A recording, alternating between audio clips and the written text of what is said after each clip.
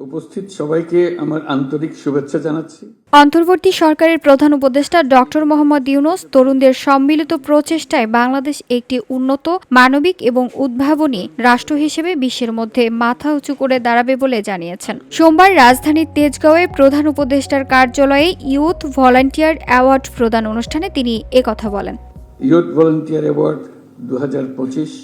প্রধান উপদেষ্টা বলেন, দেশের যুব সমাজ উদ্যমী ও উদ্ভাবনী শক্তিতে বলীয়ান হলে কোনো প্রতিবন্ধকতা অগ্রযাত্রাকে থামিয়ে রাখতে পারবে না। তরুণরাই দেশের চালিকা শক্তি, দারিদ্র্য বিমোচন এবং সামাজিক ন্যায় বিচারে গুরুত্বপূর্ণ ভূমিকা পালন করছে। চলমান চ্যালেঞ্জ যেমন জনস্বাস্থ্য সংকট, শিক্ষা ও পরিবেশগত সমস্যা মোকাবেলায় যুব সমাজকে নেতৃত্ব দিতে হবে। আমি দৃঢ়ভাবে বিশ্বাস করি, যখন একটি দেশের যুব সমাজ সক্রিয় থাকে, উদ্যমী এবং উদ্ভাবনী শক্তিতে বলীয়ান হয়, তখন কোনো প্রতিবন্ধকতাই তাদের অগ্রযাত্রাকে থামিয়ে রাখতে পারে না। আমাদের তরুণদের উদ্ভাবনী শক্তি আজ কেবল শিক্ষাক্ষেত্রেই সীমাবদ্ধ নেই।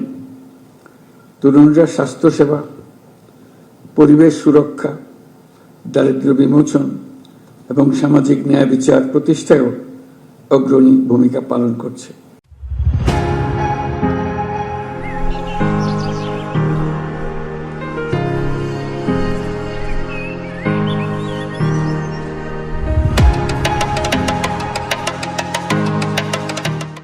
স্বেচ্ছাসেবা কেবল আত্মমানবতার কল্যাণের জন্য নয়, এটি আত্ম উন্নয়ন, চরিত্র গঠন ও নেতৃত্ব বিকাশের একটি গুরুত্বপূর্ণ মাধ্যম। তরুণদের এই অভিজ্ঞতা সমাজের নীতি নির্ধারক, উদ্ভাবক ও পরিবর্তনের স্থপতি হিসেবে নিজেদের তুলে ধরতে সাহায্য করবে। স্বাস্থ্য, শিক্ষা ও পরিবেশ সংরক্ষণে তরুণদের ক্ষুদ্র প্রচেষ্টা হাজারো মানুষের জীবন ও দেশের উন্নয়নে বিশাল প্রভাব ফেলতে পারে। মেধা, উদ্ভাবনী শক্তি এবং নেতৃত্বের দক্ষতা ব্যবহার করে সমাজ ও দেশের উন্নয়নে সক্রিয় ভূমিকা রাখতে তরুণদের প্রতি আহ্বান জানান প্রধান উপদেষ্টা।